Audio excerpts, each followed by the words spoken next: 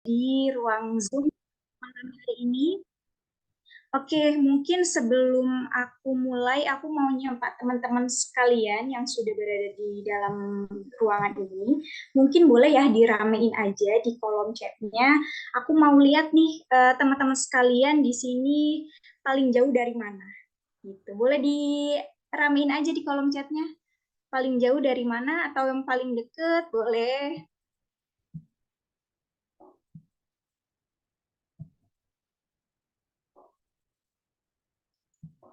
Halo teman-teman sekalian. Ada yang paling oke, Denpasar, Kalimantan Timur. Jauh banget ya dari Bandung. Terus ini dari Purwodadi. Oke, dari Tegal. Oke, dari Brebes. Oke, terus paling jauh lagi dari Jawa Tengah. Oke, Jawa Tengah juga Brebes ya. Terus dari mana lagi nih? Paling jauh. Udah cukup? Oke. Oke. Dari Bali ya, tadi paling jauh banget dari Bali ya. Oke, teman-teman sekalian, berarti banyak banget nih dari berbagai daerah kumpul di ruang Zoom malam hari ini. Harapannya nanti bisa mengikuti dengan baik sharing sessionnya. Terus juga nanti harapannya juga setelah ini insight-nya dapat diterapkan ke diri masing-masing ya teman-teman sekalian. Sebelum kita mulai ya, sebelumnya perkenalkan dulu, nama aku Asi Karsini, biasa dipanggil Asi. Sekarang yang memandu jalannya acara selama 1 jam ke depan untuk Kaizen Talk pada malam hari ini. Oke, tapi sebelum itu ya teman-teman sekalian, sebelum memasuki acara intinya, aku izin memperkenalkan berbagai ruang yang ada di Kaizen Room ya. Yang pertama ini Kaizen Room memiliki 4 ruang. 4 ruang yang pertama ini ada ruang usaha. Ruang ini hadir sebagai solusi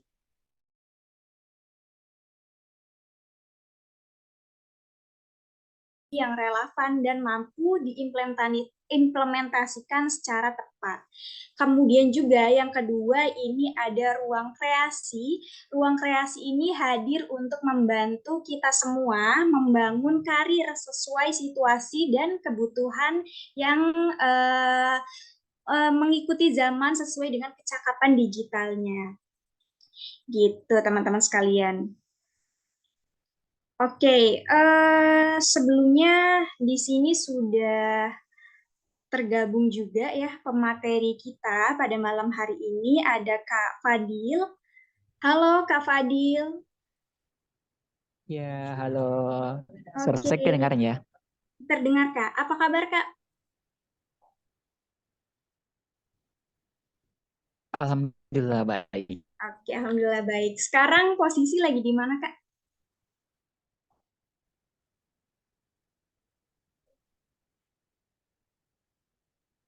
Halo? Gak terdengar lagi ya suaranya? Ya, halo. Oke, Ya, oke Kak kedengaran, Fadil. kedengaran, Kak. Oke. Baik, oke Kak Fadil, mumpung Kak Fadil juga sudah berada dalam ruangan Zoom bersama kita ya. Sebelumnya aku mau menyampaikan kembali bahwa pada malam hari ini kita akan mendengarkan bersama ya sharing session dari Kak Fadil, yang mana kegiatan kali ini ada namanya Kaizen Talk gitu dan bertemakan design thinking, finding solution according to condition gitu. Dan tema ini sebenarnya akan membahas tentang bagaimana menerapkan design thinking dalam proses pemecahan masalah yang akan dihadapi gitu ya. Kak Fadil ini, Kak Fadil Azamzak ya kayak merupakan Ya. founder dan CEO-nya dari Useful ID gitu. Oke, sebelum nanti kita akan membahas terkait lebih dalam ya bagaimana pendekatan dari design thinking ini. Sebenarnya kan design thinking ini adalah problem solving ya, problem solving, dan saat ini design thinking sudah banyak diterapkan di berbagai bidang, contohnya di bisnis, kemudian juga di arsitektur maupun di teknik itu sudah diterapkan gitu. Dan berbagai sumber juga telah mengatakan bahwa metode ini sangat berhasil ya ketika diterapkan untuk mendorong keluarnya kreativitas secara utuh gitu, hingga nanti mampu menyelesaikan suatu masalah hingga memunculkan sebuah inovasi gitu. Mungkin untuk sharingnya di sebelum kita mau ada video dulu ya Kak ya. Sebelumnya akan ada video perkenalan, jadi setelah video perkenalan nanti pemaparan materi akan langsung dipaparkan oleh Kak Fadil. Oke, terima kasih.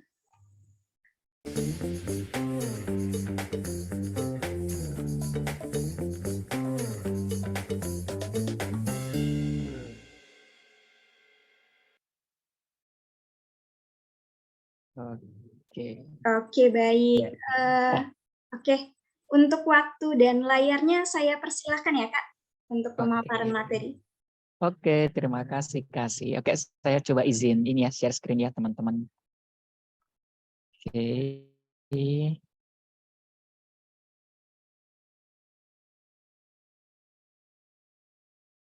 Oke, saya izin konfirmasi nih teman-teman. Ini tampilannya sudah kelihatan ya? Sudah Kak. Oke. Ya. Slide-nya jalan kan ya? Ini coba saya tes dulu. Ini slide-nya jalan atau mungkin masih di ini? Aman Kak, aman. Aman. Oke. Ada lagi buat Kak Asis sudah dan teman-teman dari Kaizen Room, Mas Aidil, dan teman-teman tim dari Kaizen Room yang sudah sempat bergabung. Begitupun juga dengan teman-teman dari berbagai daerah yang sudah sempat bergabung. Ada tadi dari Bali, dari Jawa Tengah, Jawa Timur, Bandung. Nah, alhamdulillah sudah ini ya, dalam artian sudah mencoba menyempatkan waktunya di jam-jam mungkin harusnya mungkin teman-teman sudah pada istirahat nih. Mungkin kalau yang sudah kerja, sudah capek kerja, tapi mau menyempatkan waktunya buat sama-sama saling berdiskusi. Begitupun juga teman-teman yang dari mahasiswa yang mungkin sebagian sudah sementara ujian atau mungkin sudah ada yang libur. Terima kasih juga sudah menyempatkan waktunya. Oke, jadi seperti yang dikatakan Kasih tadi, pada malam hari ini saya akan membawakan materi terkait design thinking. Cuma untuk dalam hal ini saya akan lebih memfokuskan ke dua bidang. Mungkin dua bidang ini yang cukup menjadi perhatian buat kita-kita yang sebagai Gen Z, umur-umur anak-anak muda maupun mungkin Nah, jadi design thinking ini saya fokus di bagian entrepreneurship dan leadership. Oke, saya izin untuk next slide. Nah, sebelum kita masuk ke inti ya materi, di sini saya ingin menekankan aja kepada teman-teman bahwa sesinya ini diskusi. Jadi ini murni juga dari pengalaman pribadi saya dan begitupun juga dari ilmu-ilmu yang saya sudah dapatkan dari berbagai macam kegiatan.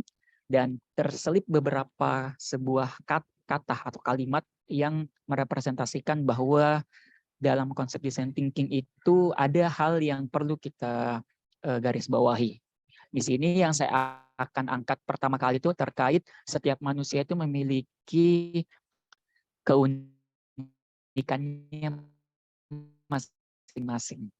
Dan selain itu juga yang bisa merubah keadaan kita ya adalah diri kita sendiri. Nah, jadi teman-teman mungkin bisa sambil mengingat nanti kalau misalkan materi-materinya sementara budget. Jadi poin utama dari design thinking yang saya akan angkat ini terkait dua poin, dua kalimat saya tampilkan pada saat sekarang. Nah, oke. Di sini teman-teman saya coba diskusi interaktif aja ya supaya lebih santai aja. Toh juga ini ceritanya kayak bukan dosen atau kayak bukan guru yang menjelaskan, kita juga sama-sama belajar kok. Oke, di sini pada slide ini ada nggak di sini teman-teman yang mau coba memberikan kayak semacam retorika berbicaranya atau mungkin teknik marketingnya atau mungkin teknik public speakingnya kepada saya atau mungkin kepada teman-teman peserta terkait coba nih teman-teman menjual pulpen ke saya atau mungkin coba bagaimana supaya pulpen ini terdengar penting bagi orang.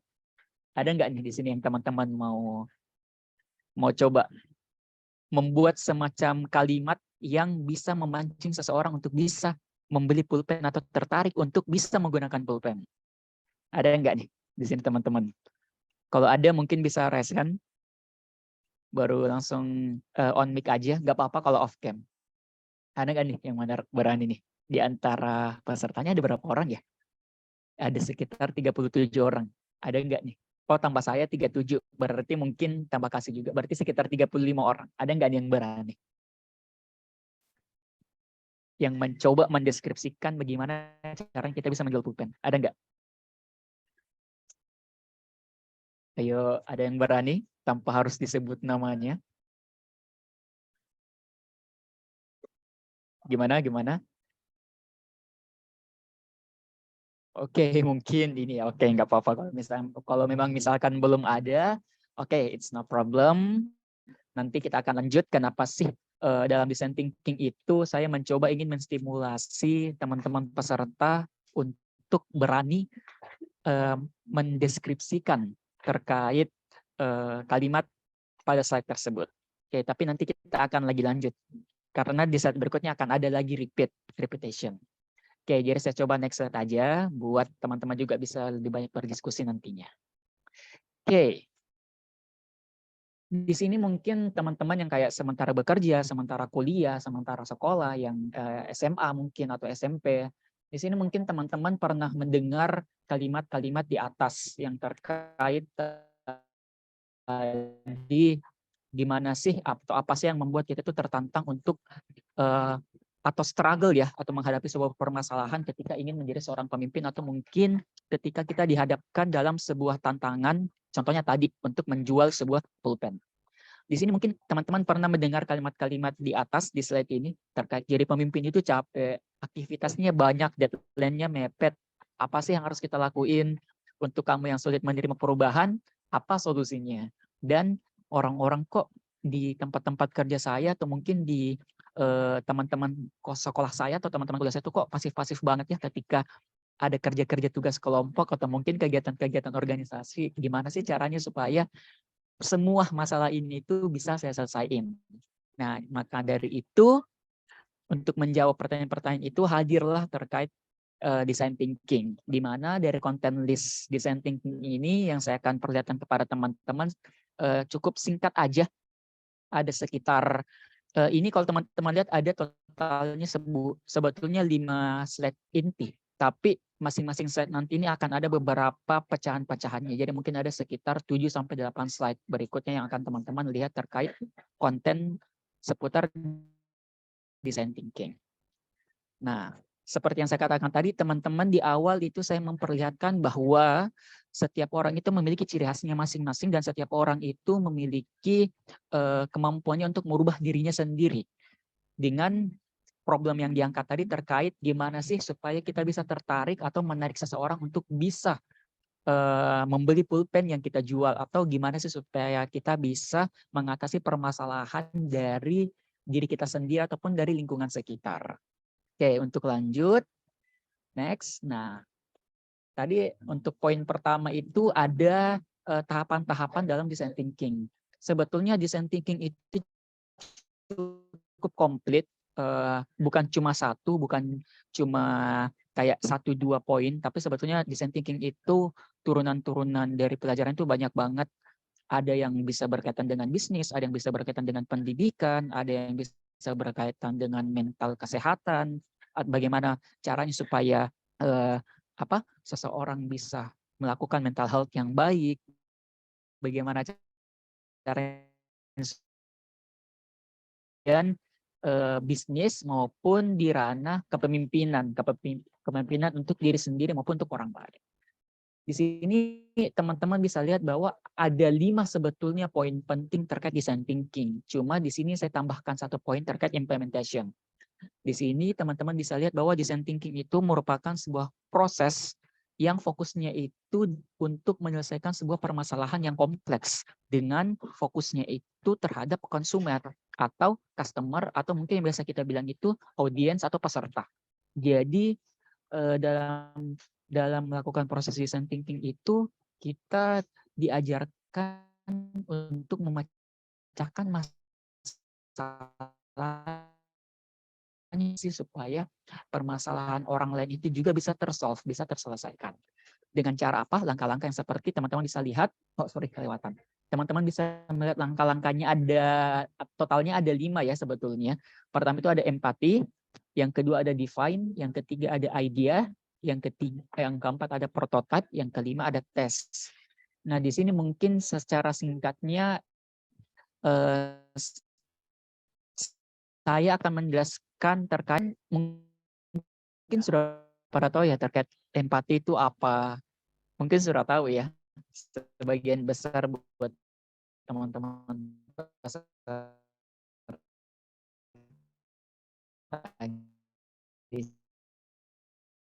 banyaknya penjelasan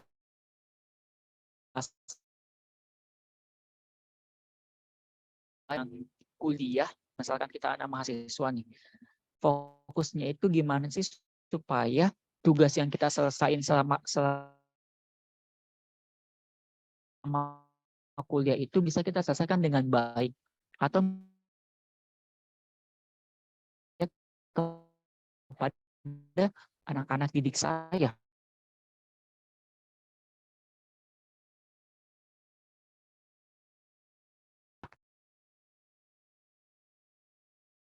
Fokusnya usaha terbaik dari diri sendiri. Nah, itulah proses pertama dalam design thinking. Nah, selanjutnya itu ada proses di sini define, atau mungkin bahasa Indonesia itu bagaimana sih kita menciptakan sebuah ide-ide brilian untuk orang lain. Nah, dalam artian kalau misalnya itu empati terkait bagaimana kita bisa memancing diri kita untuk mengeluarkan versi terbaik dari diri kita, define ini adalah hasil dari proses empati tersebut, atau dalam artian tahap lanjutan dari tahap empati, di mana step selanjutnya itu kita mencoba melakukan proses awal, tahapan awal untuk menciptakan sebuah solusi yang brilian atau yang keren terhadap target audiensnya kita, atau adik-adik pesertanya kita, atau mungkin customer-nya kita. Setelah kita menciptakan sebuah rancangan produk yang kayaknya ini baik deh, atau kayaknya ini produk bisa nih dipakai buat peserta, supaya peserta itu bisa gunakan produknya dengan baik. Nah, di situ tahap selanjutnya kita akan mempermantapnya dengan tahapan idea. Nah, dalam artian ketika rancangan yang kita sudah buat itu dirasa sudah cukup baik untuk beberapa pihak, selanjutnya itu kita kembangkan, kita melakukan proses diskusi bersama dengan melakukan brainstorming, dengan melakukan mind mapping kalau misalkan di kuliah itu, atau mungkin di tempat SMA atau mahasiswa itu biasanya macam mind mapping, atau mungkin kalau di perusahaan-perusahaan itu misalkan itu ada tahapan-tahapan brainstorming untuk pegawai-pegawainya dari pimpinan. Itu ternyata cocok, dalam artian bukan bagus, tapi ada juga feedback dari orang lain, sehingga kita bisa lebih mempermantap lagi terkait solusi dari permasalahan yang ingin kita pecahkan. Nah, selanjutnya setelah ide itu sudah kita rembukan bersama-sama, kita sudah menentukan bahwa oh ide ini nih yang paling baik. Ide ini yang paling cocok untuk bisa diterapkan. Metode ini yang paling cocok untuk bisa dibagikan kepada peserta. Nah, selanjutnya ada tahapan prototype. Prototype itu mungkin kalau kayak orang-orang yang bekerja di bagian teknik, ataupun mungkin yang bekerja di bagian perusahaan-perusahaan industri, mungkin orang sudah cukup kenal dengan istilah prototype. Tapi mungkin untuk Bapak Ibu atau teman-teman peserta atau adik-adik yang mungkin fokusnya bukan di bagian keteknikan, atau mungkin perusahaan atau mungkin industri, prototype itu bisa dikatakan sebagai sebuah implementasi nyata, sebuah produk nyata yang bentuknya itu belum seutuhnya. Jadi ide tadi yang sudah kita buat itu, yang awalnya coba bentuk brainstorming, yang awalnya coba bentuk mind mapping, itu kita akan membuatnya menjadi sebuah produk. Contohnya ini mungkin HP. Ini mungkin HP ini sebelum menjadi HP yang bisa teman-teman yang bisa kita lihat semua ini, prototipenya itu mungkin dulu bentuknya belum ada kameranya, atau mungkin kameranya baru satu, belum ada ininya, belum ada touchscreen-nya, belum bisa jalan semua, atau mungkin screen layar-layarnya itu mungkin belum terlalu perfect tampilannya. Jadi prototipe itu ceritanya sebuah produk pertama yang diluncurkan tapi belum dalam keadaan sempurna, seperti itu. Nah, nanti ketika prototipenya ini sudah dibuat dan ternyata dari hasil prototipenya ini banyak orang yang menyukainya, banyak orang yang mengatakan bahwa oh, HP-nya keren, Kak. Contoh tadi kan saya ambil contoh HP ya. Contoh, oh Kak, HP-nya ini keren, tapi kameranya masih kurang bagus. Tampilan layarnya juga mungkin masih perlu supaya lebih enak dilihat. Atau mungkin bentuknya mungkin bisa diubah sedikit supaya nggak usah terlalu besar HP-nya. Jadi nyaman kalau dipegang. Nah, setelah dapat masukan-masukan dari beberapa pihak, terus adalah namanya tahapan tes atau tahapan implementasi. Nah, di mana dalam tahapan tes ini, prototipenya itu yang sudah dibuat, itu dibuat ulang lah bahasanya. Dalam artian disempurnakan lagi bentuknya berdasarkan dari masukan-masukan dari berbagai pihak. Nah, sepertinya hal juga tadi yang di awal ketika saya memberikan contoh pulpen, itu mungkin pulpen pada awalnya ya bentuknya tidak seperti yang gambar yang saya perlihatkan tadi. Mungkin pada awalnya pulpen itu isinya mungkin baru ada tintanya, warnanya mungkin juga masih warna putih, belum dikasihkan warna yang mencolok. Bentuknya juga mungkin belum seperti yang tadi, dalam artian mungkin masih ada beberapa bagian-bagian yang belum dipasang. Jadi seperti itu ceritanya prototype, dan setelah dilanjutkan ke tahap testing, barulah wujud nyata atau wujud dari sebuah ide yang kita buat itu jadilah dalam tahapan akhirnya. Sehingga ide itu atau produk tersebut itulah nanti yang akan kita bawakan kepada peserta atau customer-nya kita sesuai target marketnya kita masing-masing, seperti itu. Nah, jadi mungkin sekali lagi buat teman-teman yang terkait design thinking ini secara teori ya, ini secara teori yang saya perlihatkan, tapi nanti saya akan memperlihatkan yang lebih teknisnya. Itu poin-poinnya cukup banyak. Nah, saya izin next lagi. Nah, yang teman-teman lihat di sini tadi, kalau teman-teman tadi melihat hanya kayak semacam kalimat terkait ada tahapan-tahapan seperti prototype, test, implementation, ada juga kayak tahapan-tahapan seperti define untuk menyempurnakan ide dan melakukan tahapan-tahapan brainstorming. Inilah dalam bentuk proses gambarnya. Karena dalam proses design thinking itu dalam bentuknya kayak semacam hanya tulisan, itu kayaknya mungkin nggak semua orang bisa paham deh. Karena mungkin saya pun juga sebagai seseorang yang di satu sisi bekerja sebagai pegawai swasta, di satu sisi juga masih aktif untuk membuat semacam komunitas atau membuat semacam bisnis sampingan, kayaknya saya juga kurang tertarik kalau misalkan design thinking-nya itu hanya digambarkan dalam bentuk tulisan, tapi tidak ada gambar-gambar lainnya. Nah, makanya itu karena saya tipikal orangnya visual, saya mencoba memberikan suatu tampilan yang bentuk gambar supaya teman-teman peserta itu bisa lebih melihat sebetulnya design thinking itu gimana sih prosesnya. Nah, kalau tadi teman-teman di awal melihat bahwa akan ada 6 proses tahapan dalam design thinking, kalau digambarkan dalam sebuah bentuk diamond, ini kan bentuknya diamond, ini bukan bentuk persegi, tapi bentuk kayak semacam diamond, itu bisa kita gambarkan menjadi 2 bentuk diamond. Di mana diamond pertama itu untuk yang warna birunya, di situ ada tahapan yang namanya discover. Nah, jadi tadi kalau yang bentuk thinking itu adalah selain define tadi ada semacam ini, ada empati dan define. Nah, kalau misalkan kita gambarkan dalam bentuk gambar itu tahapan pertamanya itu tidak melulu tentang empati, tapi ada bahasa lain yang bisa mungkin lebih cocok untuk orang-orang awam, seperti yang namanya mendiscover atau mencari tahu apa permasalahan yang terjadi di sekitarnya kita. Nah, mungkin saya lihat teman-teman peserta ini mungkin sebagian besar, kebanyakan ada yang mungkin sudah kerja, ada mungkin yang masih kuliah ya, mungkin sebagian besar dari 40-an peserta ini. Jadi mungkin saya lebih condong ke bahasa-bahasa yang lebih sering dipahami oleh peserta-peserta yang diterapkan di dunia kerja ataupun mungkin dunia perkuliahan. Nah, jadi kalau di dunia kerja atau dunia perkuliahan itu, setiap kita ingin menciptakan sebuah solusi dari mungkin dari tugas yang diberikan dosen atau mungkin dari tugas yang diberikan sebuah pimpinannya kita coba melakukan proses discover atau meriset dulu, mengerjakan tugas ini.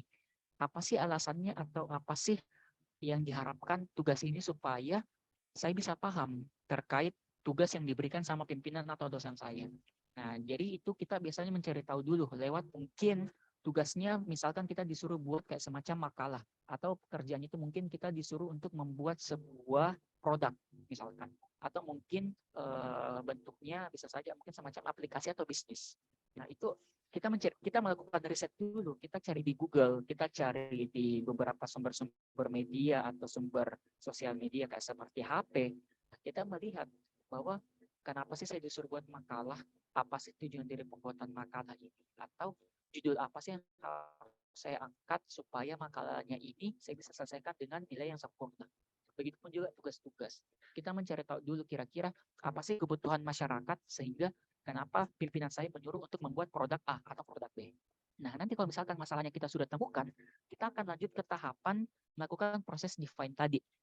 Nah, define tadi itu sederhananya kita melakukan proses dari banyaknya masalah yang sudah kita list, yang dari banyaknya masalah yang kita sudah temukan, kita kategorikan kira-kira dari banyaknya masalah itu berapa sih masalah yang betul-betul urgent atau masalah yang betul-betul sangat dalam waktu dekat itu memang harus di-solve, harus dibuatkan solusinya.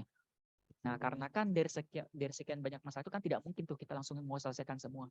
Jadi kita mencoba menyederhanakan permasalahan itu menjadi mungkin beberapa poin yang mungkin pada awalnya masalahnya ada 10, tapi kita membuatnya menjadi lebih sederhana sehingga mungkin tersisa tinggal 3 atau tinggal 2 atau tinggal 1.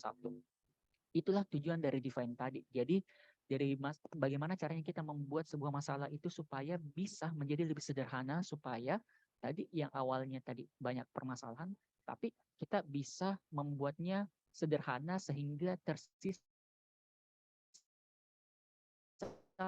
mungkin 3 atau 1 masalah saja. Setelah misalkan permasalahannya inti permasalahannya kita sudah temukan, kita sudah mengerucutkan masalah-masalah yang ingin kita selesaikan atau yang ingin kita buatkan solusi.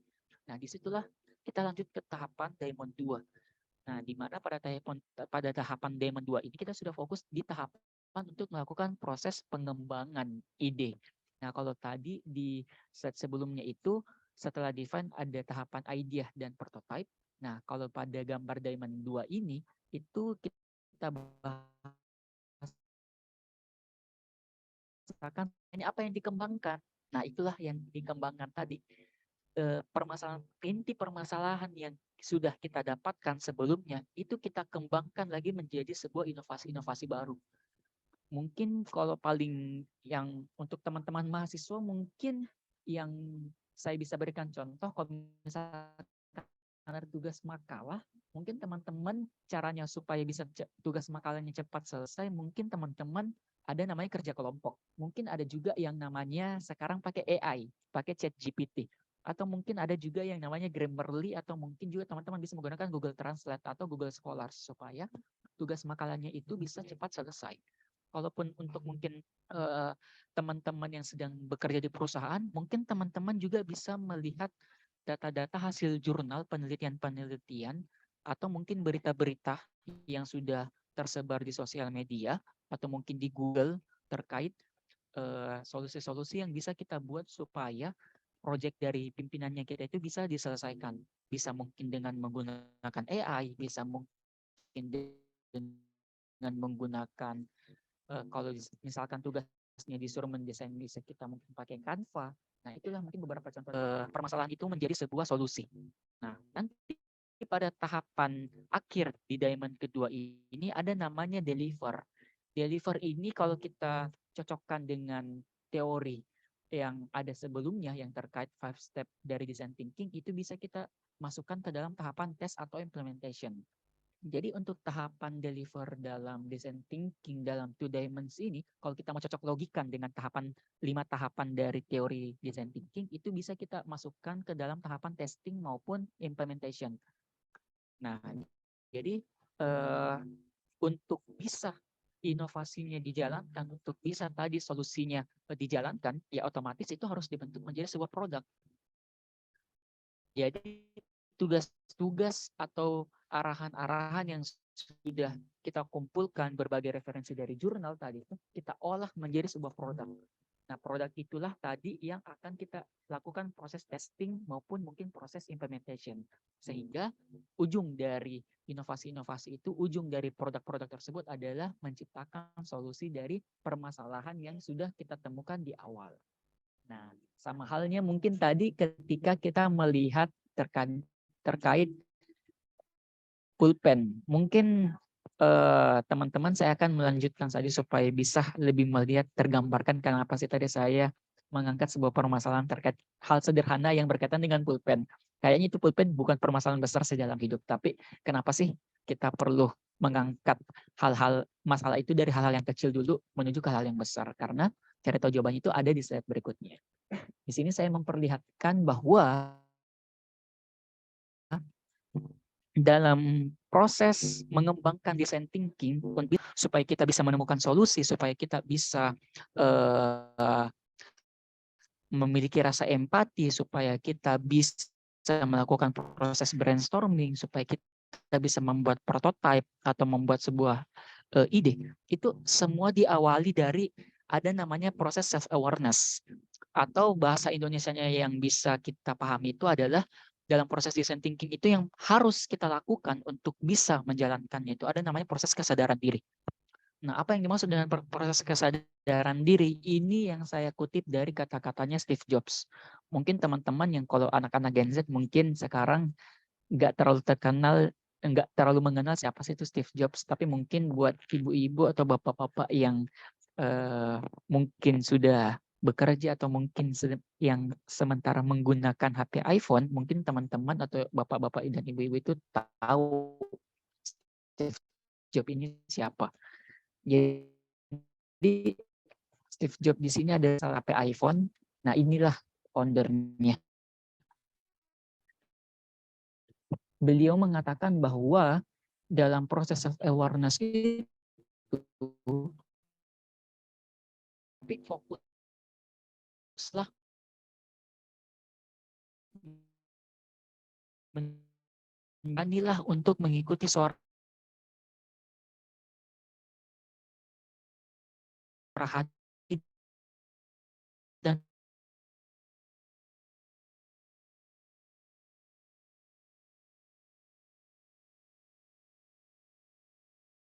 sisi yang sebelah kiri itu dari problems.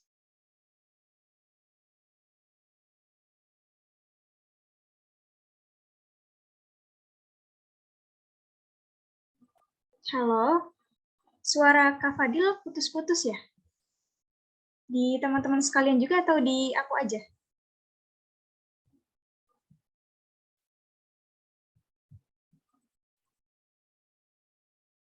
Oke. Sorry, sempat terkeluar ya, sorry. Iya, iya. Kak, Sorry. tadi suaranya putus-putus. Oh, sorry. Mungkin tadi jaringannya sempat kurang bagus di sini. Oke, saya coba izin share screen lagi ya. Oke, udah kondusif, Kak. Udah, coba aja. Oke, ini sudah kelihatan ya, maksudnya share screen-nya? Belum. Share screen-nya sudah kelihatan atau belum nih? Sudah, Kak. Oke, sudah ya. Oke. Nah, jadi sorry ya, tadi sempat keputus. Jadi saya coba reminder ulang bahwa dalam proses tahapan untuk bisa mempermantap atau membuat proses design thinking kita menjadi lebih perfect atau bisa menjadi lebih sempurna, itu kita harus melakukan proses kesadaran diri dulu.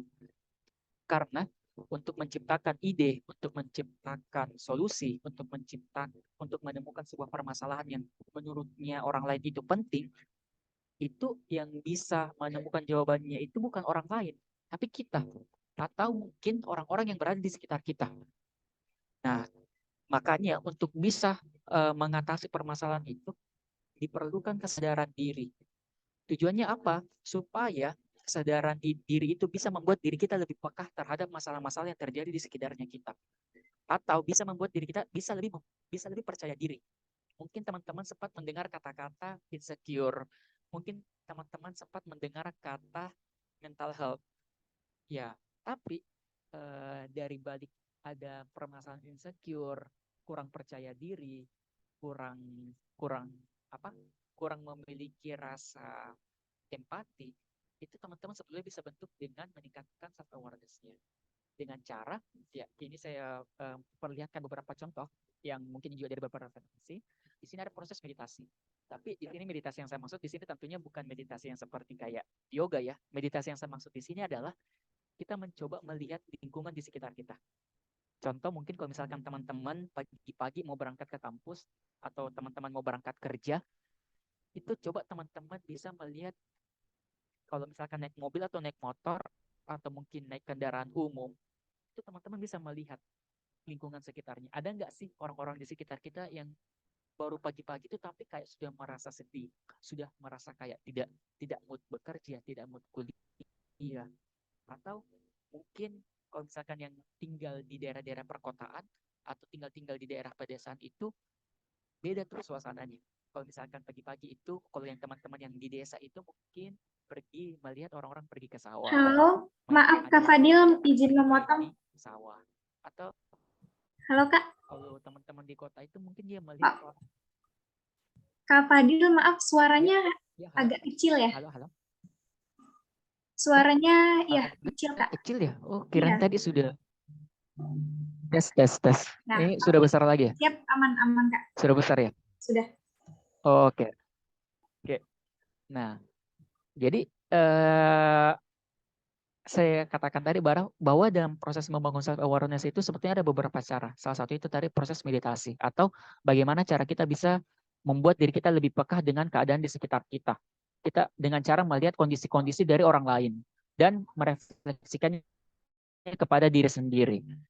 Nah, selanjutnya ada juga cara kalau misalkan kita mungkin tipikal orang yang kurang peka terhadap lingkungan sekitar, kita itu bisa melakukan kayak semacam ini ya, mungkin banyak yang orang itu juga ketika mengerjakan suatu hal itu butuh kayak buku catatan atau mungkin di HP-nya itu butuh kayak semacam sticky note begitu atau sebagai untuk reminder. Nah, itu juga bisa dijadikan sebagai bahan untuk mempelajari diri kita supaya bisa lebih aware terhadap lingkungan sekitar.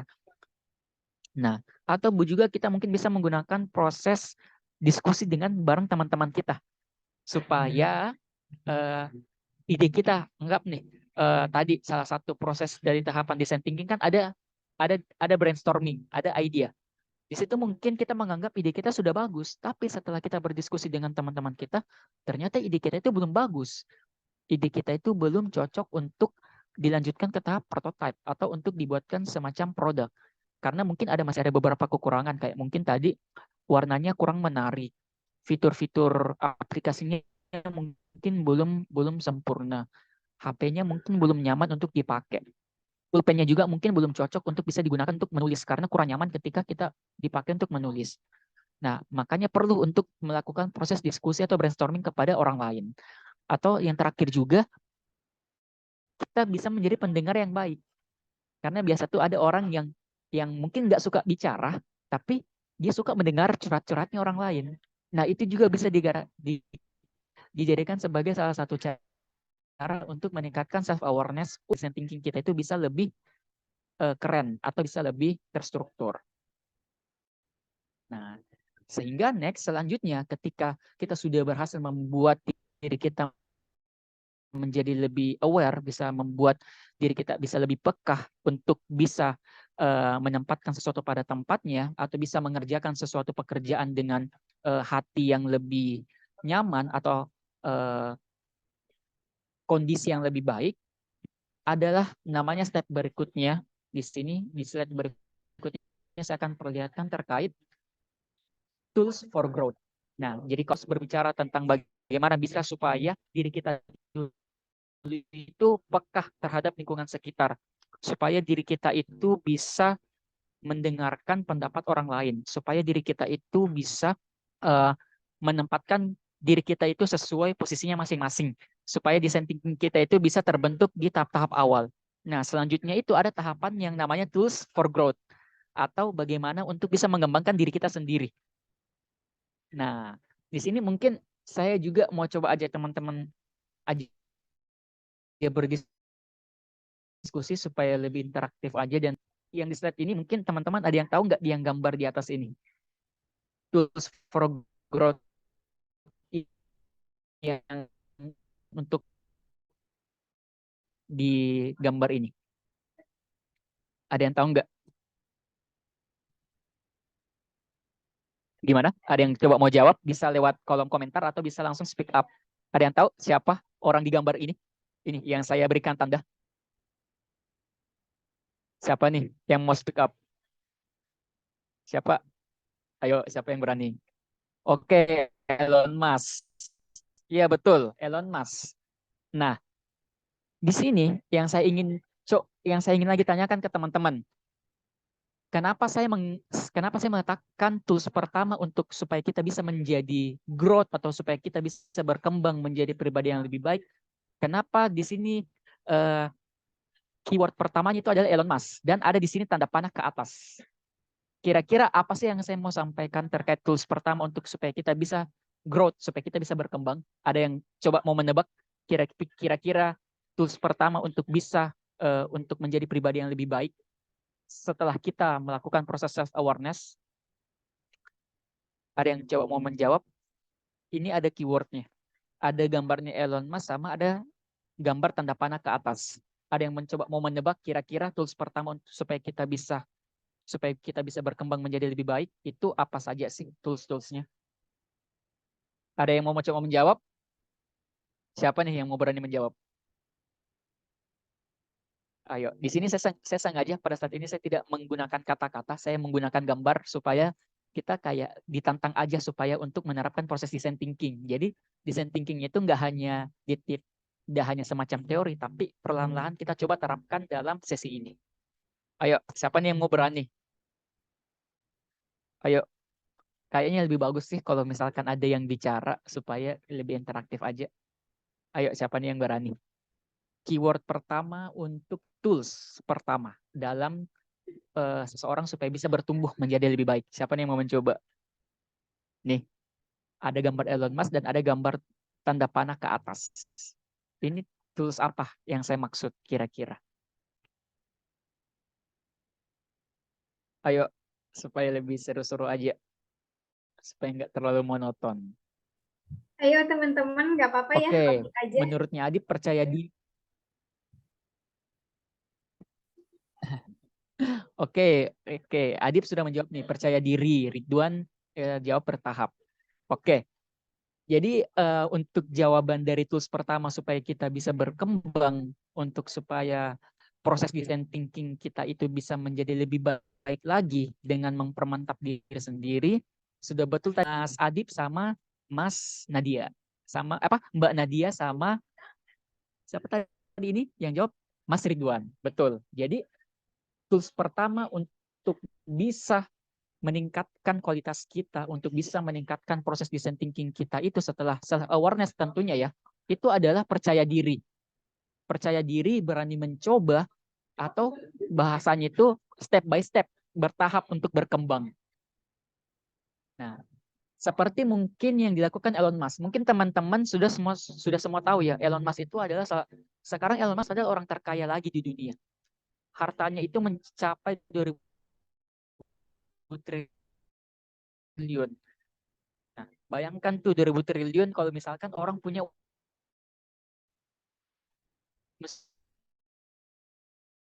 besarnya untuk menjadi orang terkaya.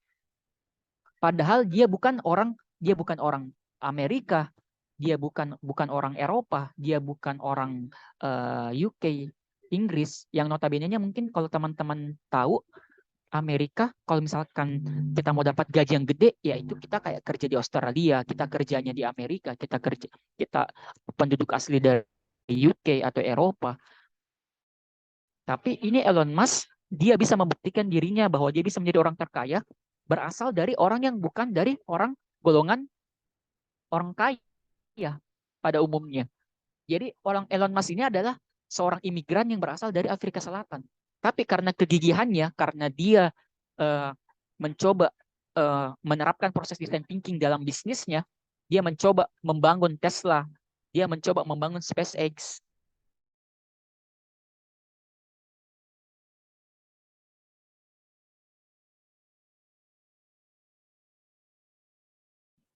Oke, sepertinya Kak Fadil terpental kembali ya.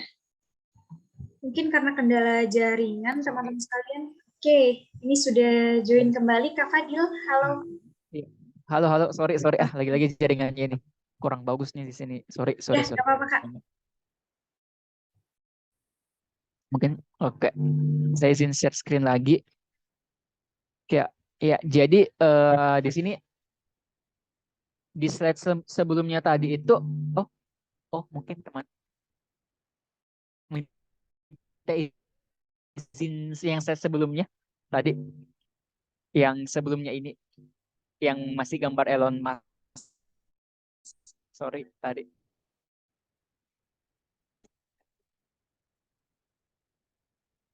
Oke, saya coba share screen mungkin ulang ya. Oke, sorry. Nah ini. Nah jadi dalam artian untuk tahapan-tahapan untuk bisa kita berkembang menjadi lebih baik itu, yang pertama kita harus tadi percaya diri sehingga kita bisa menjadi orang yang sukses seperti itu. Nah, terus kedua, di sini ada yang pecinta anime. Sorry, saya karena tadi sempat terputus, mungkin saya coba mempercepat aja supaya lebih banyak sesi diskusinya dengan teman-teman. Di sini ada yang pecinta anime nggak? Ada yang suka nonton anime nggak? Mungkin kalau bapak-bapak, ibu-ibu yang sedang sudah bekerja, kayaknya mungkin gambar tools kedua ini kayaknya nggak terlalu ini ya, belum terlalu paham, atau mungkin nggak tahu ini maksudnya tools kedua apa sih? Kenapa ada gambar love, ada juga gambar karakter anime. Oke, Mas Zul katanya bilang Dr. Stone. Oke, di sini oke. Jadi ini gambar anime yang saya perlihatkan ini Dr. Stone. Di sini teman-teman ada yang tahu nggak kenapa saya tampilin Dr. Stone? Sama ada tools kedua itu ada gambar love di dalamnya. Tools apa yang kedua yang saya ingin sampaikan kepada teman-teman? Ada yang paham? Oke, di sini mungkin saya coba persingkat. Terkait tools kedua supaya kita bisa berkembang menjadi pribadi yang lebih baik itu adalah kita harus mencintai passion. Kita harus mencintai apa yang kita kerjakan. Mungkin di sini ada mungkin yang sebagai dosen, ada mungkin yang menjadi sebagai wira swasta, ada yang berprofesi sebagai guru, atau mungkin ada yang berprofesi sebagai pedagang. Di sini yang saya mau menginfokan kepada teman-teman, bukan mau mengajarkan ya, hanya berbagi pengalaman. Ketika kita mencintai pekerjaan yang kita lakukan, di situ akan ada muncul potensi-potensi supaya apa yang kita kerjakan itu bisa menghasilkan hasil yang terbaik. Misalkan kita adalah seorang guru, meskipun mungkin yang kita tahu bahwa gaji guru di Indonesia itu mungkin tidak seberapa, mungkin cuma ratusan ribu, mungkin bahkan jarang-jarang ada yang jutaan, tapi ketika kita mencintai profesi kita bisa mendapatkan rasa empati yang lebih besar, tidak hanya lewat gaji, melainkan mungkin bisa saja kita bisa melihat bahwa anak didik kita itu banyak yang berhasil karena kita mengajarinya dengan cara yang benar. Mungkin juga ada di sini yang berprofesi sebagai pedagang. Mungkin terkadang dagangannya nggak selamanya laku. Tapi ketika kita mencintai profesi kita sebagai pedagang, ada saja saat di mana ketika kita bisa memberikan pelayanan yang terbaik kepada pembeli kita, orang itu betah dengan pelayanan kita. Sehingga tiap hari orang nggak bosan untuk membeli barang dagangan kita. Karena ketika orang datang ke toko kita memberikan pelayanan yang terbaik. Nah, itulah yang saya maksud salah satu bagaimana caranya kita bisa mencintai pekerjaan kita. Nah, next, di sini yang terkait tools ketiga, ini ada film Fast Furious. Mungkin kalau teman-teman yang suka nonton film bioskop, mungkin kayaknya film di atas ini terkait tools ketiga sudah cukup ini ya, sudah cukup dipahami. Tapi buat teman-teman yang belum paham, nggak apa-apa. Di sini saya coba langsung akan jelaskan aja bahwa di film ini ada beberapa kali dari film seri pertama sampai seri ke-10 saat sekarang ini, film Fast Furious itu selalu menekankan ada satu kalimat, ada satu kata yang selalu mereka tekankan dalam filmnya, yaitu adalah kata keluarga ataupun kata pertemanan. Nah, yang saya ingin tekankan adalah ketika kita sudah memiliki rasa kepercayaan diri yang tinggi, ketika kita sudah mencintai pekerjaan kita membutuhkan tools lain untuk bisa bertumbuh menjadi lebih baik. Tools apa itu? Tools keluarga, tools pertemanan. Karena tanpa adanya support system dari keluarga terdekat, tanpa adanya support system dari teman-teman terdekat, bagaimana caranya kita bisa mencintai diri kita sendiri? Bagaimana caranya kita bisa mencintai apa yang kita kerjakan? Bagaimana caranya kita bisa bersemangat lagi bekerja ketika mungkin kita berada di masa-masa down atau di masa-masa terburuk kita kalau tidak ada keluarga yang mendukung kita atau tidak ada teman-teman yang mendukung kita. Sehingga sangat penting supaya tools ketiga ini juga dihadirkan dalam tahapan kita untuk bisa menjadi lebih baik. Dan yang terakhir itu ada namanya tools terkait kreativitas. Di sini saya, kalau misalkan mungkin teman-teman yang suka menonton film-film drakor, mungkin teman-teman sudah tahu namanya film startup. Di film startup itu, di drama startup itu, ya seseorang membuat sebuah inovasinya berdasarkan permasalahan orang lain. Dalam artian, dia mencoba untuk menantang dirinya berpikir kreatif. Bagaimana caranya dia bisa memecahkan masalah lewat ide-idenya yang mungkin sebetulnya banyak orang tidak tahu. Contoh pengaplikasiannya seperti nanti saya akan tampilkan di slide akhir. Nah, di sini tadi ketika kita sudah memahami terkait self awareness, ketika kita sudah memahami tahapan-tahapan dari design thinking dengan memperlihatkan teori dan gambar dari penerapan design thinking, selanjutnya itu akan ada proses yang namanya agile, atau mungkin kalau teman-teman yang nggak terlalu suka bahasa Inggris, agile itu bahasanya orang yang memiliki prinsip atau orang yang memiliki rasa perhatian yang baik. Dengan cara apa? Ketika orang memiliki agile yang baik, orang itu akan berusaha untuk memprioritaskan apa yang mereka kerjakan itu dengan mengutamakan tingkat kepuasan kliennya atau tingkat kepuasan pekerjaannya. Dengan cara juga bisa menerima perubahan. Dengan cara juga kita bisa berkolaborasi dengan orang lain. Kita bisa beradaptasi dengan lingkungan kita. Ketika di pagi hari kita bekerja di kantor, pulangnya sampai di rumah kita capek, kita bisa memposisikan diri kita bahwa oke, saya capek nih. Saya capek habis bekerja seharian. Tapi bagaimana supaya saya bisa agile terhadap keluarga saya? Bagaimana saya bisa agile terhadap pimpinan saya? Bagaimana saya bisa agile dengan teman-teman dan sahabat-sahabat saya ketika saya berada di kondisi mungkin yang lagi tidak dalam keadaan terbaik karena mungkin sudah lelah. Nah, caranya itu tadi kita bisa keywords-nya itu kita bisa menempatkan sesuatu pada tempatnya. Ketika mungkin kita sekarang lagi bad mood, ketika mungkin sekarang kita lagi capek bekerja, ya kita mungkin bisa mengatakan kepada teman-teman kita atau bisa mengatakan kepada keluarga kita bahwa oh mungkin teman-teman bisa nggak dulu karena sekarang saya lagi capek, diskusinya nanti kita undur ya ke malam hari atau ke besok aja supaya nanti mungkin ini saya bisa cepat istirahat dulu supaya saya bisa semangat lagi bekerja. Atau misalkan mungkin ketika kita sementara kuliah, kita mendapatkan pelajaran yang kita nggak suka dari guru atau dosen kita. Bagaimana cara kita bisa memposisikan diri kita pada tempatnya? Ya mungkin kalau misalkan meskipun kita tidak suka pelajaran tersebut, setidaknya kita bisa menghargai guru kita atau dosen kita yang mengajar kita di depan. Mungkin dengan cara ya jangan tidur di kelas, jangan main HP, jangan cerita sama teman. Seperti itu. Atau mungkin kalau teman-teman yang sekarang maaf Kak Fadil, ya, untuk waktu pemaparan materinya tersisa 2 menit lagi ya Kak? Ya, oke, terima kasih. Ya, terima kasih Kak. Oke. Nah, terus yang terakhir setelah kita tadi agile, setelah kita tadi sudah bisa memposisikan diri kita sesuai pada tempatnya ya, dan kita tadi sudah aware terhadap lingkungan sekitar dan diri kita sendiri, kita juga sudah mengetahui tools-tools untuk bisa berkembang menjadi pribadi yang lebih baik untuk menerapkan design thinking, maka adalah step selanjutnya video. Tadi mana caranya untuk menjual pulpen? Kalau tadi mungkin teman-teman ada yang belum bisa berani mengungkapkan sebuah kalimat bagaimana cara menjual pulpen, inilah saya yang coba tampilkan. Ini teman-teman bisa lihat ya. Ini videonya bisa terputar ya? Bisa terputar? Sudah Kak, tapi masih loading Terputar Kak, ya? suaranya. Iya. Loading ini. Oh ya, mungkin karena jaringannya kurang bagus. Sorry. Ini saya coba. Nah, teman-teman bisa lihat ya.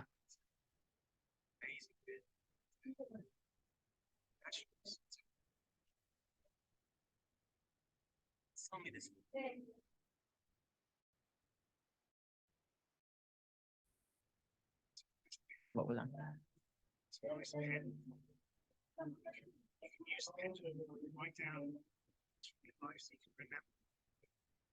show them how it's done. And tell me that watch. That's my point right there. That's focus on anything. Do me a favor, put your name down on that napkin. I don't have a pen. Exactly. Supply them. What I'm saying is reading.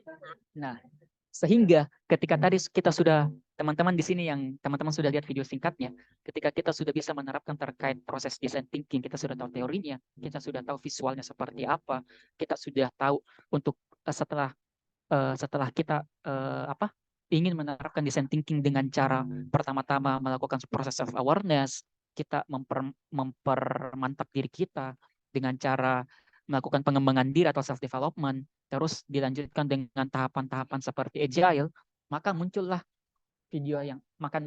kondisi seperti video di atas, di mana ketika orang ragu untuk menawarkan sebuah pulpen yang bentuknya hanya sederhana, tapi karena orang tahu apa fungsi dari pulpen, dia tahu apa kegunaan dari pulpen dan kapan pulpen itu digunakan, sehingga dia dengan percaya diri dan dia dengan santainya bisa menjelaskan kepada orang bahwa seperti inilah caranya menjual pulpen yang benar, tanpa perlu banyak berkata-kata, tanpa perlu banyak beralasan, seperti itu. Oke, so jadi yang saya ingin katakan dalam ending dari proses dari design thinking untuk memecahkan sebuah permasalahan dan menciptakan sebuah solusi dari permasalahan tersebut, teman-teman cukup juga mengingat satu kalimat penting di ini dalam sebuah film yang saya kutip dari Spider-Man No Way Home. Di situ ada kalimat yang mengatakan di balik peran yang besar ada tanggung jawab yang besar. Atau dalam artian ketika kita ingin menjadi pribadi yang lebih baik, ketika kita ingin memecahkan suatu permasalahan, baik itu yang sifatnya individu ataupun sifatnya untuk semua orang, kita itu harus dulu melakukan atau kita dulu harus menyadari bahwa solusi itu bisa kita selesaikan, tapi ada juga tanggung jawab yang besar. Tidak serta-merta tidak serta-merta masalah itu akan langsung selesai. Ada tahapannya, ada prosesnya. Dan bagaimana cara kita untuk bisa mengatur proses itu? Ya, itulah tadi yang saya jelaskan. Pertama-tama kita harus dulu self-awareness. Kita harus dulu memiliki kepercayaan diri. Kita harus dulu memiliki rasa peka terhadap lingkungan sekitar. Setelah itu, baru kita lanjut ke tahap bagaimana cara kita mementaskan diri kita. Bagaimana cara kita melakukan proses self-development, mengembangkan diri kita. Dan yang terakhir, bagaimana kita bisa agile, bagaimana kita bisa menempatkan sesuatu pada tempatnya. Bagaimana ketika kita capek, kita tahu bagaimana mengkondisikan mood-nya kita.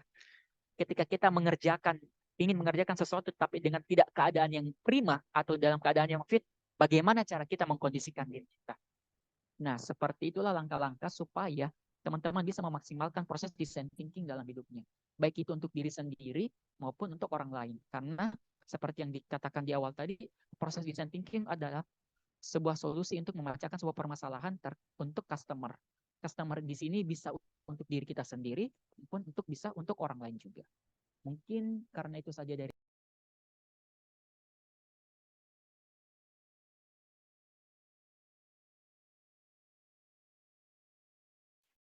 Oke, suaranya nggak ada. Oke. Saya kayak berharap ini bukan saya mau mengajarkan teman-teman ya, tapi saya hanya kayak mau melakukan sharing kepada teman-teman bahwa seperti inilah proses saya untuk bisa mempermantap design thinking pribadi saya seperti itu. Oke, saya kembalikan kepada Kak moderator. Oke, baik. Terima kasih banyak Kak Fadil atas materinya yang sangat luar biasa dan atas kesediaan untuk sharing-sharing kepada kita semua ya, teman-teman sekalian yang sudah berada di ruangan Zoom kali ini. Oke, kita mungkin big applause dulu ya untuk Kak Fadil gitu kan. Sebelumnya itu mungkin aku sedikit review ulang ya dari materi yang Kak Fadil sampaikan tadi, gimana caranya kita memahami apa itu design thinking, terus juga mengetahui kenapa sih kita harus memahami design thinking sampai kita harus bisa memanfaatkan design thinking tersebut. Terus juga kita tadi sudah dikasih tahu ya, tadi dipaparkan terkait 5 tahapan dalam design thinking. Yang pertama ada empati, kemudian juga ada define, terus juga ada idea, terus juga ada prototype, test, kemudian juga yang terakhir ada implementasi. Gitu. Oke, mungkin itu sedikit ringkasan tadi ya terkait poin-poin yang telah disampaikan Kak Fadil. Untuk teman-teman sekalian yang di sini yang sudah berada di dalam ruangan Zoom, mungkin boleh banget yang mau bertanya, boleh langsung on mic juga nggak apa-apa, ataupun mau ditulis di kolom chat juga nggak apa-apa gitu ya teman-teman sekalian.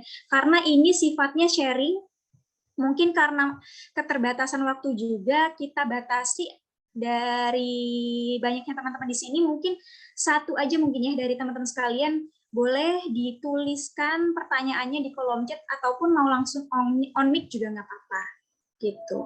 Oke, ini sudah langsung ada nih Kak pertanyaan dari Kak siapa nih? Sebentar. Dari Kak Dewanti. Oke, saya izin membacakan ya Kak pertanyaannya.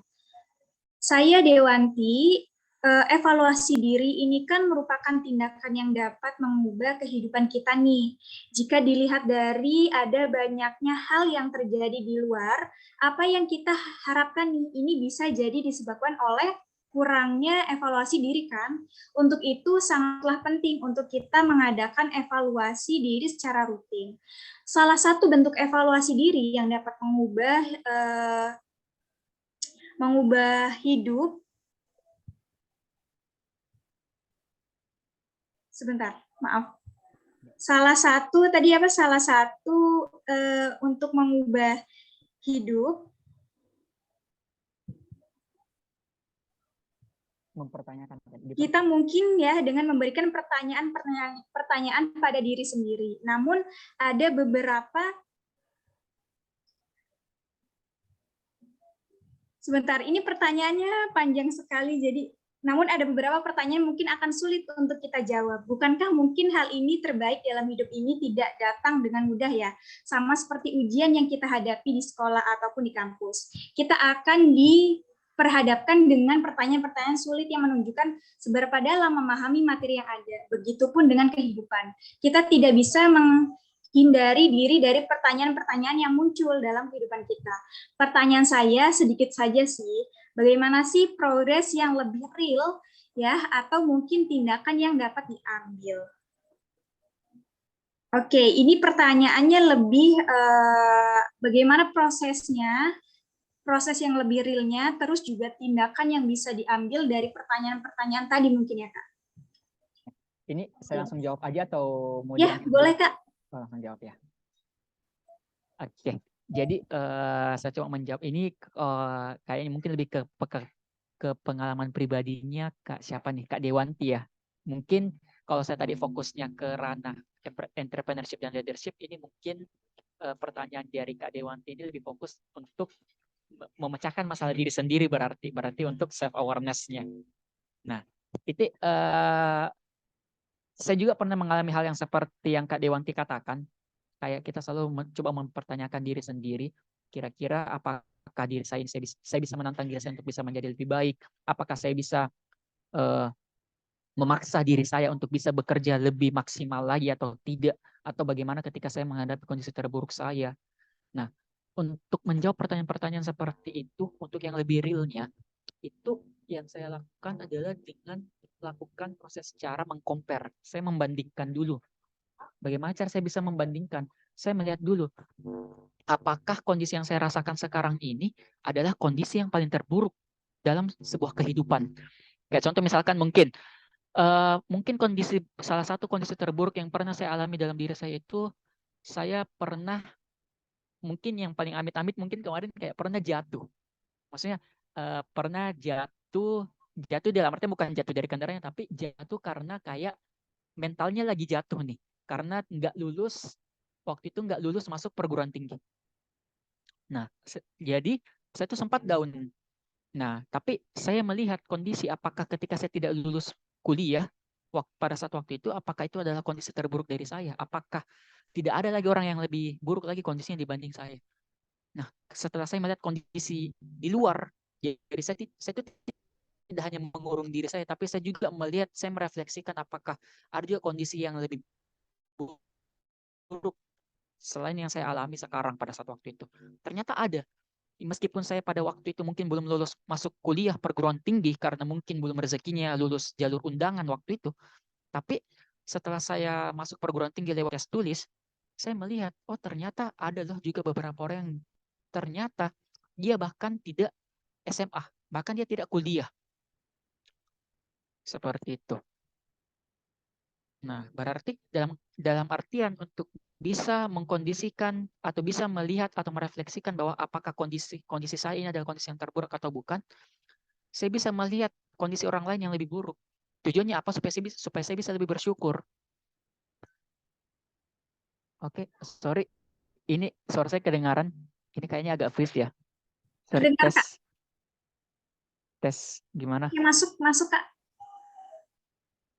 Kedengaran ya? Oke. Nah, masuk ya. Oke. Jadi seperti itu kalau saya. Jadi saya nggak pernah melihat ketika saya berada dalam kondisi terburuk, baik dalam situasi apapun itu, saya coba melihat dulu kondisi di luar saya, di sekitar saya. Saya coba belajar dari mereka. Saya belajar dari pemulung, saya belajar dari tukang ojek, saya belajar dari orang yang disabilitas, saya belajar dari orang yang kurang berkecukupan. Saya melihat apa sih yang membuat mereka bisa bertahan sampai sekarang. Sedangkan saya sekarang ini juga, meskipun saya sekarang lagi berada di kondisi yang kurang baik, tapi saya masih bisa mendapatkan kondisi yang diidam-idamkan sama orang lain. Saya masih punya rumah, saya masih punya keluarga, saya masih punya pekerjaan, saya masih punya cita-cita, saya masih bisa merasakan nikmatnya pendidikan.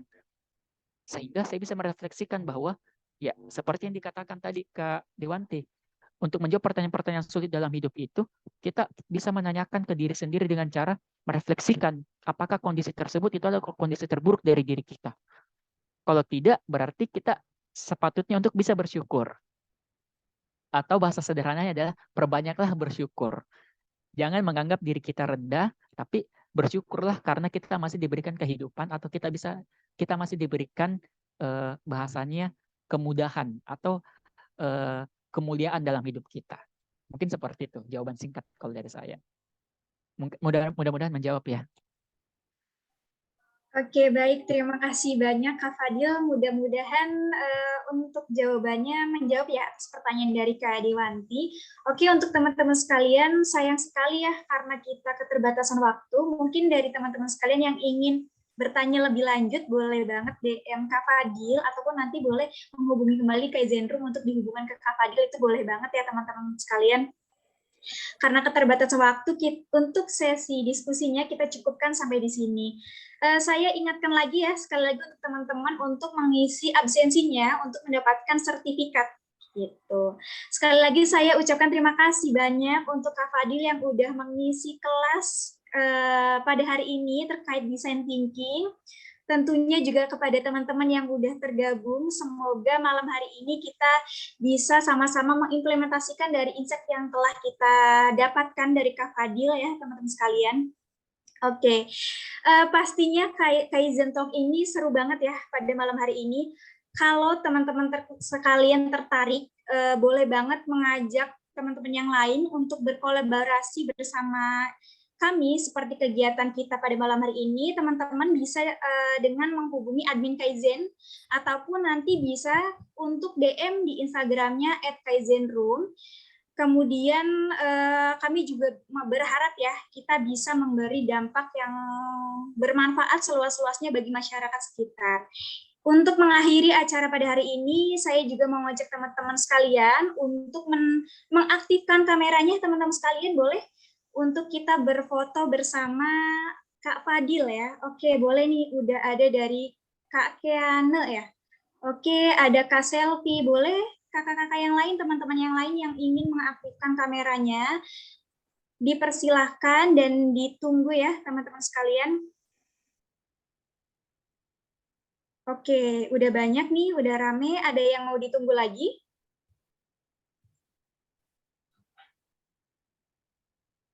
Oke, oke. Ada Kak Fatma, ada Kak Bagus, ada Kak Devi. Ada lagi?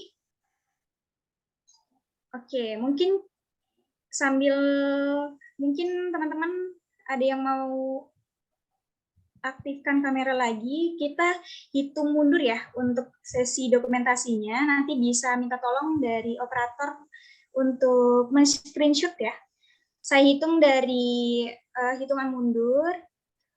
Berikan senyuman terbaik ya teman-teman sekalian. 3, 2, 1.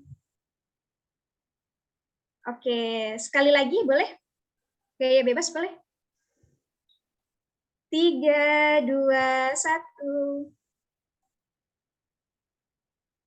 Oke, terima kasih banyak teman-teman sekalian. Sekali lagi saya ucapkan juga terima kasih untuk Kak Fadil dan teman-teman sekalian, keren banget.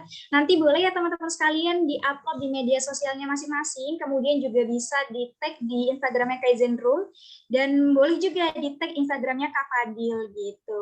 Sekali lagi saya ucapkan terima kasih banyak Kak Fadil sudah hadir dan mengikuti kelas Kaizen Talk pada malam hari ini. Semoga apa yang kakak sampaikan dapat bermanfaat untuk kita semua. Sekaligus saya juga mau minta maaf jika terdapat kekurangan dari perbuatan maupun perkataan saya. Saya pamit undur diri, saya Asik Karsini, saya tutup. Wassalamualaikum warahmatullahi wabarakatuh. Shalom, Om Swastiastu, Namo Buddhaya, Salam Kebajikan untuk kita semua. Sampai jumpa teman-teman di Kaizen Talk berikutnya. Ya, terima kasih teman-teman. Sorry tadi sempat beberapa kali nge-lag. Iya, nggak apa-apa Kak Fadil. Terima kasih banyak ya Kak Fadil. Terima kasih Kak Devi, Kak Selvi. Oke, thank you. Terima kasih Mas Aidi. Sampai jumpa. Terima kasih Mbak Asi. Ya, terima kasih Kak Fadil.